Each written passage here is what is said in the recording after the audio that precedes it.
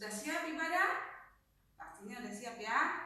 Sekarang kita mau nyanyi lagu kita angkat satu pujian yang judulnya Bertemu Dalam Kasih-Nya.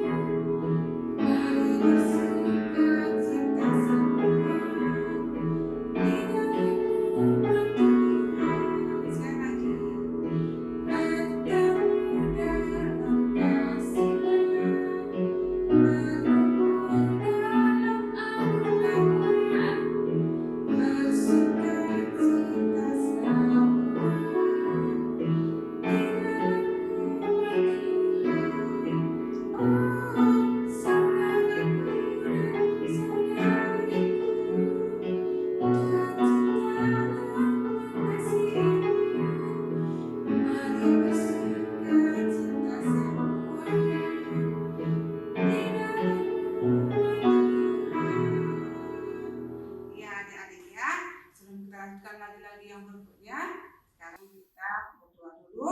Siap berdoa ya, lipat tangannya dan tutup matanya.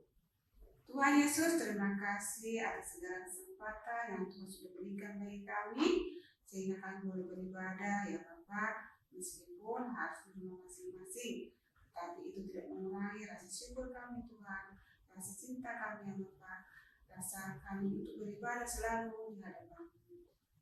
Berkati setiap anak-anak ya Bapak, dimanapun mereka berada, dan saat ini mereka sedang beribadah ya Bapak, supaya mereka boleh beribadah dengan hati yang sungguh-sungguh. Terima kasih Tuhan Yesus, kami serahkan ibadah kami ini dalam tangan penyertaan-Mu. Amin. Nah, jadi kita lanjutin lagi dengan lagu yang kedua, judulnya Tuhan Allah di Tengah Kita. Jadi percayakan bahwa Allah ada selalu hadir di tengah-tengah kita, menemani kita, dan juga menjaga adik-adik semua. Ya, sekarang kita nyanyikan lagu Tuhan Allah di Tengah Kita.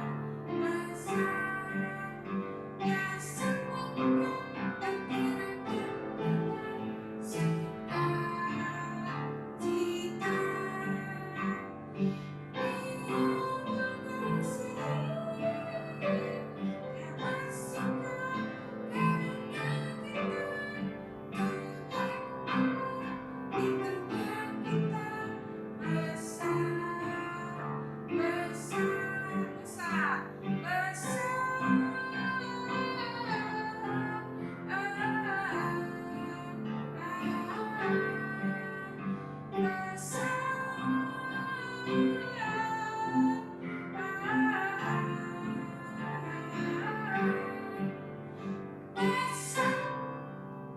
adik-adik ya, semua udah nyanyi dengan semangat ya adik-adik ya. Itu bagus.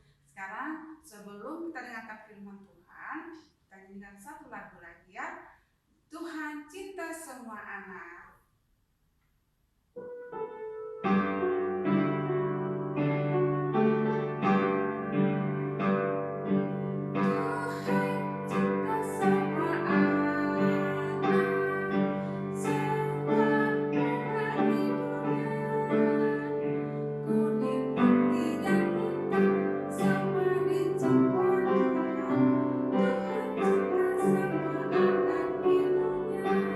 Tuhan cinta semua bangsa. Tuhan cinta semua bangsa. Semua bangsa di dunia. Putih kuning dan hitam. Putih kuning dan hitam. Semua dicintai Tuhan. Tuhan cinta semua anaknya. Nah, jadi ya, sekarang kita gilirannya kita berikan kepada Lonsianti untuk mendengarkan firman Tuhan. Semua sudah siap ya? Siapkan Alkitabnya, siapkan hatinya yang paling utama ya. Shalom adik-adik, senang bertemu dengan adik-adik walaupun kita ketemu secara virtual, tetapi kita tetap bisa untuk mendengarkan firman Tuhan. Sebelum kita mendengarkan firman Tuhan, mari kita lipat tangan kita tutup mata, mari kita berdoa. Tuhan Allah Bapa yang bertakhta di bumi dan di surga, segala puji, hormat, dan syukur kami ya Bapa, kami panjatkan hanya kepada Engkau saja, Allah yang Maha Pengasih, Allah Maha Penyayang. Bapa yang baik, saat ini kami akan mendengarkan firman-Mu ya Bapa. Berkatilah firman yang dibawakan Tuhan agar kami dapat mengerti dan dapat kami resapi dan dapat kami menjadikan pedoman di dalam hidup kami ya Bapa. Biarlah kami dapat mendengar dengan baik firman-Mu ini ya Bapa. Kami berdoa ya Bapa hanya di dalam nama Tuhan Yesus saja. Amin. Adik-adik, saat ini kita akan belajar di Kejadian 11 ayat 1 sampai 9. Nah, bagi adik-adik yang telah bisa baca nih, tolong dong diambil Alkitabnya, bisa nih kita baca bersama-sama. Nah, tapi kalau bagi adik-adik yang belum bisa baca nggak apa-apa, kita bisa dengarin dari Lose yang akan membacakannya ya. Atau boleh minta tolong kepada mama dengan papa untuk mendampingi adik-adik ya. Oke, sudah dapat? Kita baca sama-sama. Menara Babel. Adapun seluruh bumi satu bahasanya dan satu logatnya. Maka berangkatlah mereka ke sebelah timur dan menjumpai tanah datar di tanah Sinear. Lalu menetaplah mereka di sana. Mereka berkata seorang kepada yang lain, marilah kita membuat batu bata dan membakarnya baik-baik. Lalu bata itulah dipakai mereka sebagai batu dan tergala-gala sebagai tanah liat. Juga kata mereka, marilah kita dirikan bagi kita sebuah kota dengan sebuah menara yang puncaknya sampai ke langit. Dan marilah kita cari nama supaya kita jangan terserak ke seluruh bumi. Lalu turunlah Tuhan melihat kota dan menara yang didirikan oleh anak-anak manusia itu. Dan ia berfirman, mereka ini satu bangsa dengan satu bahasa untuk semuanya. Ini barulah permulaan usaha mereka. Mulai dari sekarang, apapun juga yang mereka rencanakan, tidak ada yang tidak akan dapat terlaksana. Baiklah kita turun dan mengacau balaukan di sana bahasa mereka, sehingga mereka tidak mengerti lagi bahasa masing-masing. Demikianlah mereka diserahkan Tuhan dari situ ke seluruh bumi, dan mereka berhenti mendirikan kota itu. Itulah sebabnya sampai sekarang nama kota itu disebut Babel, karena disitulah dikacau balaukan Tuhan bahasa seluruh bumi, dan dari situlah mereka diserahkan Tuhan ke seluruh bumi. Demikianlah firman Tuhan. Ya adik-adik, dari Kejadian 11 ayat 1 sampai 9 ini dengan lo ambil temanya yaitu tujuan yang baik. Nah, pada saat ini kan adik-adik semua pasti sedang mengikuti sekolah online ya adik-adik, baik itu melalui aplikasi WhatsApp, Zoom, atau mungkin ada dari Google Meet. Nah, itu semuanya pasti berbagai macam ya adik-adik. Nah, bagaimana sih saat ini perasaan adik-adik ketika mengikuti sekolah online ini? Pasti nih ada nih yang merasa, aduh bosan Lose, karena kenapa ya Lose? Aku kan nggak bisa nih ketemu sama teman-teman. Nah pasti bosan ya adik-adik, karena fokusnya cuma satu aja, cuma di rumah dan bertemu cuma sama keluarga saja. Nah, ada juga nih, sedangkan kalau misalnya kita aja di sekolah itu di saat guru lagi menjelaskan kadang suka tidak mengerti secara langsung. Tetapi ini lagi sekolah online yang terkadang aja sinyalnya kadang suka ngadat-ngadat. Nah, aduh makin jadi tambah tidak mengerti adik-adik. Tetapi adik-adik, coba kita lihat adik-adik. Coba kita bisa syukuri dari sini peristiwa ini adik-adik. Nah, yang bersyukurnya adik-adik saat ini teknologi kita udah canggih adik-adik. Jadi saat ini walaupun adik-adik tidak bisa nih bertemu sama teman, tapi saking canggihnya teknologi saat ini bisa ketemu sama teman itu melalui virtual, bisa melihat dari Zoom lain saat belajar, atau kita bisa video call teman kita, kan masih bisa untuk bertemu walaupun secara virtual. Nah, masih bisa juga adik-adik bersekolah juga adik-adik, masih bisa belajar walaupun secara virtual. Nah adik-adik, di sini tapi masalah yang paling penting itu adik-adik, apakah kita telah menggunakan teknologi ini sebaik-baiknya atau tidak sih? Nah, adik-adik, manusia diciptakan Allah itu berbeda dari ciptaan lainnya, yaitu Allah itu menciptakan manusia itu seturut dengan gambar dan rupa Allah. Setiap manusia itu memiliki akal budi, perasaan, pikiran, dan hikmatnya itu yang dari mana sih? Ya, dari Allah sendiri adik-adik. Sehingga kita bisa tahu nih, yang mana sih yang baik untuk kita, yang mana sih yang jahat untuk kita. Nah, seharusnya manusia itu bersyukur atas kepintaran yang Allah berikan dan mempergunakannya dengan baik adik-adik. Tapi kenyataannya adalah ada saja manusia yang menyalahgunakan kepintaran itu. Nah, adik-adik, manusia itu merasa dirinya itu mampu melakukan sesuatu tanpa campur tangan Tuhan. Manusia itu merasa dirinya paling hebat, merasa dirinya paling pintar, tanpa menyadari dari mana sih semuanya itu berasal. Nah, di Kejadian 11 ayat 1 sampai 9 ini yang bercerita tentang menara Babel adik-adik, di sini kita bisa lihat manusia itu emang punya kemampuan yang berbagai hal. Nah, akhirnya manusia itu pun berniat untuk membangun sebuah menara yang sebagai bentuk keangkuhan mereka untuk mengatur diri sendiri tanpa campur tangan Tuhan. Coba kita baca lagi di Kejadian 11 ayat 4. Apa katanya? Juga kata mereka, marilah kita dirikan bagi kita sebuah kota dengan sebuah menara yang puncaknya sampai ke langit. Dan marilah kita cari nama supaya kita jangan terserak ke seluruh bumi. Dan mereka itu adik-adik di saat kejadian air bah yang menimpa mereka ingin satu saja adik-adik, mereka bangun menara Babel yang setinggi mungkin biar mereka tidak dapat terserak adik-adik. Nah, tetapi adik-adik terlihat dari situ bahwa manusia pada saat itu sombong dengan semua yang telah Allah berikan kepada mereka adik-adik. Kesombongan dan tindakan yang salah itu pasti tidak disukai oleh Allah adik-adik.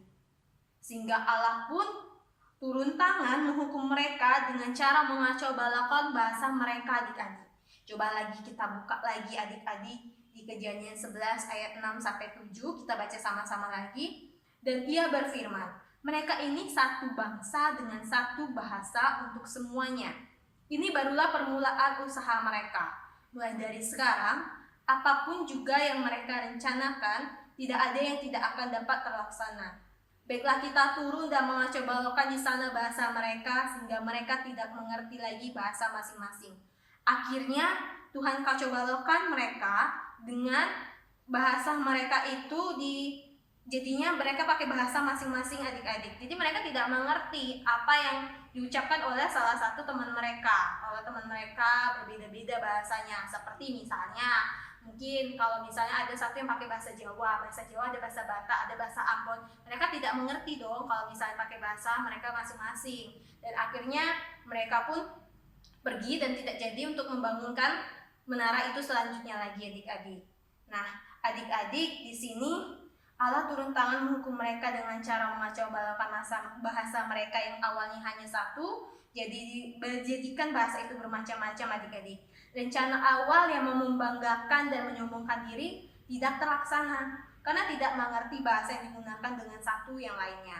Nah adik-adik, dari Menara Babel ini, cerita Menara Babel ini, kita bisa dapat ambil tiga nilai yang dari Menara Babel ini. Yang pertama, adik-adik, Allah menciptakan segala sesuatu itu tujuannya adalah baik. Semua yang Tuhan ciptakan itu pasti baik. Nah, hal yang membuatnya menjadi tidak baik itu apa sih? Yaitu manusia itu sendiri yang membuatnya menjadi tidak baik. Yang kedua, nilainya itu jangan sombong dan harus bersyukur, karena semuanya itu berasal dari Allah. Ya, jangan sombong dengan semua yang ada di dalam kita, karena semua yang ada di dalam kita itu berasal dari Allah. Dan juga harus yang paling utama juga, kita harus bersyukur dengan kepintaran dan keadaan kita saat ini. Apapun yang Tuhan kasih itu harus kita syukuri, karena itu semua adalah berasal dari Tuhan. Yang ketiga, kita mau mempergunakan segala sesuatu itu dengan baik dan bertanggung jawab. Nah, pergunakanlah sesuatu dengan yang baik dan bertanggung jawab. Jangan karena tidak ada yang melihat kita bisa berlaku curang, atau terkadang saat ini kita bisa menyalahgunakan kemampuan atau teknologi yang ada. Nah, adik-adik, Lose mau beri contoh. Lose punya keponakan yang bernama Owen. Nah, keponakan Lose ini kelas 2 sekolah dasar negeri. Nah, jadi saat mamanya ini kan dapat grup WhatsApp, mereka melalui grup WhatsApp apa tugas-tugas mereka. Jadi mamanya ini lagi sedang kerja, lagi beresin rumah. Jadi dibilang begini adik-adik sama Owennya, Owen, ini tugas kamu ya, nanti kamu kerjakan, mama mau pergi dulu, mau beresin rumah. Kata dia, iya mak. Jadi dikasih HP ini adik-adik, jadi biar dia bisa belajar dengan menggunakan HP ini, bisa melihat apa tugas-tugasnya. Mamanya pergi, lagi beres-beres, dipanggil anak ini, Owen, kok nggak ada suaranya si Owen ini? Sekali dilihat sudah nggak ada lagi di meja belajarnya. Dicek lagi kemana anak ini, ternyata dia di kamar sedang main HP. HP yang digunakan itu untuk main adik-adik, main Free Fire. Nah, di saat itu pasti dong mamanya kesel dong, kecewa dong. Kenapa sih? Gila, mamanya udah kasih lo tanggung jawab, Owen kamu bisa pakai HP ini, kamu bisa pakainya untuk belajar. Tetapi Owen tidak menggunakan tanggung jawab yang diberi mamanya itu dengan baik, tapi dia menyalahgunakan tanggung jawab itu adik-adik. Nah, saat itu juga pasti mamanya kesel, pasti mamanya marah. Dan jadinya juga adik-adik imbasnya dia pasti otomatis kena marah mama nih pasti. Yang kedua adik-adik tugasnya itu jadinya diminta itu dari jamnya kan ada waktu, tempo waktu. Nah jadinya kan terburu-buru untuk ngejar biar cepat selesai. Dan otomatis kan nilainya juga jadi nggak bagus dong. Nah itu jadi salah siapa? Salah Owen sendiri. Kenapa Owen tidak pakai tanggung jawab itu dengan baik? Jadinya kan sudah kena marah mama, nilai juga jadi buruk. Kan dan itu juga harus cepat itu kan lebih cepat itu namanya lebih lelah, lebih terasa capeknya daripada kalau kita kerjakan dengan santai. Nah adik-adik di sini Lose pengen ajarin kalian lagi, jangan karena ada mama ada papa kalian gunakan dengan baik teknologi, tapi giliran mama papa pergi bentar langsung buka games Free Fire, buka langsung sosial media. Ya tidak bagus ya adik-adik. Jadi jangan karena dilihat orang tetapi coba lakukan semua tanggung jawab itu, tetapi kan lakukan dengan baik, dengan di situ juga kan pasti Tuhan ada yang melihat. Tuhan melihat ya adik-adik. Nah, jadi setiap kita harus takut akan Tuhan yang menjadi nomor 1 dan minta pimpinan Tuhan untuk kita bisa mengendalikan diri. Jadi ingat adik-adik, tujuan yang baik pasti menghasilkan hasil yang baik. Jika adik-adik tidak baik, hasilnya juga tidak baik. Jadi itu aja yang kita pelajari adik-adik. Tujuan yang baik menghasilkan hasil yang baik. Mari kita berdoa. Tuhan Allah Bapa yang bertakhta di bumi dan di surga, terima kasih atas firman yang disampaikan oleh Lose ya Bapa. Bapa yang baik, berkatilah firman ini Tuhan biar menjadi pedoman bagi kami, dan kami mau belajar ya Bapa menggunakan tanggung jawab yang saat ini Tuhan yang Engkau berikan, yaitu kami menggunakan teknologi ini, kami bisa pakai dengan baik, kami bisa belajar dengan baik. Bukan karena dilihat oleh orang tua kami jadi melakukannya ya Bapak, tetapi kami mau melakukannya karena kami tahu orang tua kami telah mempercayai tanggung jawab itu kepada kami, dan kami dapat menggunakan tanggung jawab itu dengan baik ya Bapak. Bapa yang baik, kami mau percaya dan lebih dekat lagi kepada Engkau ya Bapa, karena kami percaya Tuhan, apapun tujuan yang baik pasti menghasilkan hasil yang baik ya Bapa. Bapa, inilah kami anak-anak-Mu, pakailah kami seturut dan kehendak-Mu saja ya Bapa. Kami berdoa hanya di dalam nama Tuhan Yesus saja. Amin. Nah, adik-adik, sekarang sudah selesai ibadahnya ya. Tapi waktu sudah selesai, lalu saya ingatkan lagi ya, karena tanggal 6 September kita akan ada sekolah minggu. Jangan lupa ya, ada apa adik? Ada perlombaan, ada nyanyi, terus ada lagi bercerita. Nah, boleh pilih salah satu ya, boleh lomba nyanyi, boleh lomba cerita, tapi dua-duanya nggak boleh ya, harus pilih salah satu. Siap adik-adik ya? Latihan di rumah supaya nanti hari H bisa ditampilkan dengan baik. Berikan yang terbaik adik-adik ya, karena ada hadiahnya, ada surprise-nya ya.